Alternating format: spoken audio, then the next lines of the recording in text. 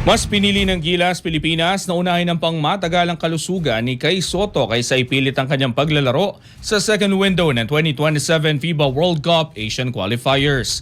Kaya naman mukhang isinantabi na ni Head Coach Tim Cone ang pagpapalaro sa 7'3" center sa kasalukuyang training camp ng national team. Mabigat ang haharaping hamon ng Gilas dahil may dalawang home game sila sa MOA Arena kontra sa New Zealand Tall Blacks sa February 26 at laban sa Australia Boomers sa March 1. Bagamat malaking dagdag sana si Sotto sa harapan, aasa muna si Cone sa mga veteranong big man na sina Junmar Fajardo at AJ Edu. Kakabalik pa lamang ni Sotto mula sa isang taong pagkakatenga dahil sa ACL injury. Bagamat nakakalaro na siya para sa Koshigaya Alpa sa Japan B-League at nakapagtala pa ng double-double kamakailan, maingat pa rin ang kanyang kupunan sa pagbibigay ng minuto.